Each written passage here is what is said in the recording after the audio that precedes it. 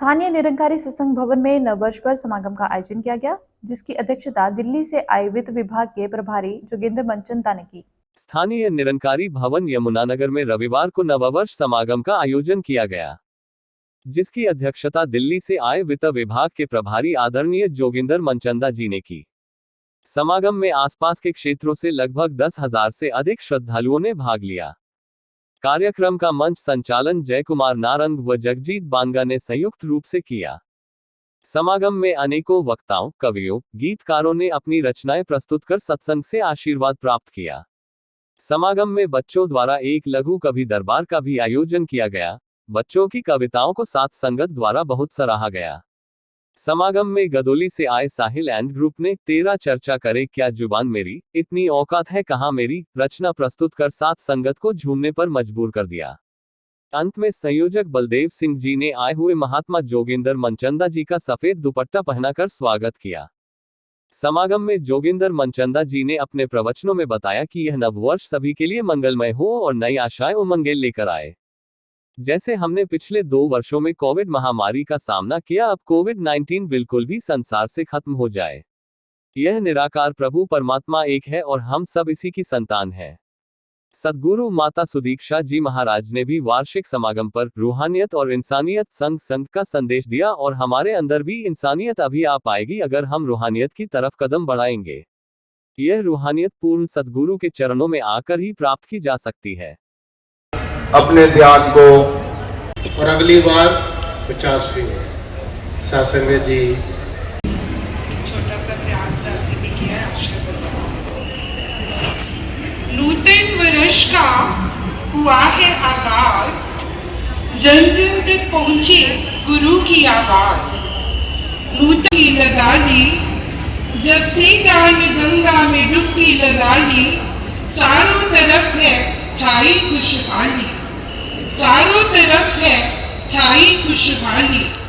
फिर आए नए फरमानों को दिल से निभाए, नए वर्ष की है सत्संगत। नया वर्ष का शुरू हो ही चुका है, नए वर्ष की है शुरू। ये भी हमें नव वर्ष की शुभकामनाएं दे, आशीर्वाद दे, जो ये सदगुरु माता जी से लेकर आते रहते हैं समय समय पर।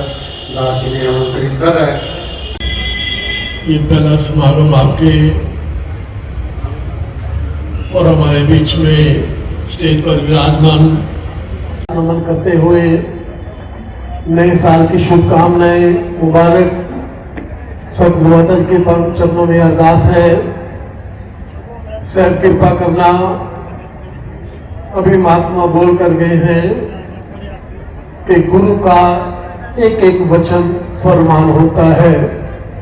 अपने लिए तो जिन्हें चलावे सानू चलना आ जाए, फिर अगे आ पातशाह सानू मरना आ जाए।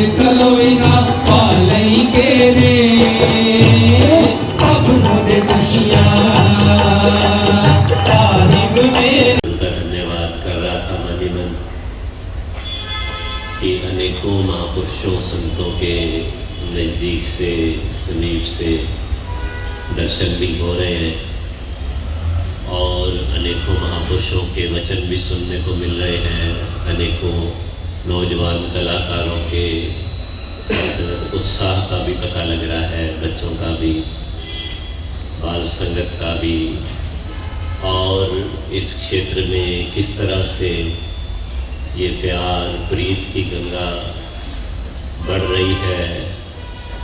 इतने बड़े मानव परिवार को, समाज को देखकर उन संतों के प्रति भी मन में श्रद्धा भाव आ रहे थे, जिन्होंने कभी यहाँ से इस सच की आवाज़ को देने का मन में संकल्प उठाया होगा, जिन्होंने हमारे परिवारों में हमारे बुजुर्गों को जाकर प्रेरणा दी होगी।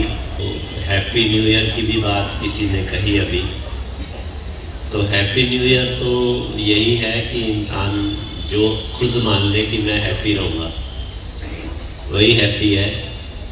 जो ये सोचे कि मैं दूसरे के ऊपर डिपेंड करता हूँ, वो हैप्पी रखेगा तो मैं रहूँगा, वो पता नहीं कब हैप्पी होगा।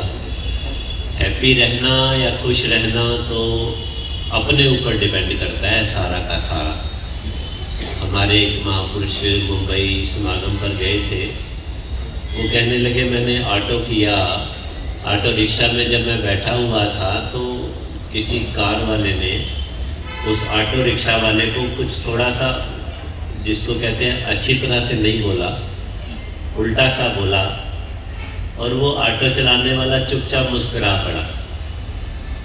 अब थोड़ी देर बाद कहता है मैंने पूछ लिया कि वो ये बोल के गया था उल्टा आपको और आपने कोई जवाब ही नहीं दिया। कहता है भाई साहब मैं सुबह घर से चलता हूँ तो ये सोच के चलता हूँ कम से कम 5 लोग दिन में ऐसे मिलेंगे और मैंने उनकी परवाह नहीं करनी, तो मैं तो आराम से खुश रहता हूँ। पहले 5 को तो मैं ऐसे ही सोचता हूँ ये तो मिलेंगे ही मिलेंगे। तो साथ संगत जी, भाव महात्मा ने यही समझाया कि खुश रहना,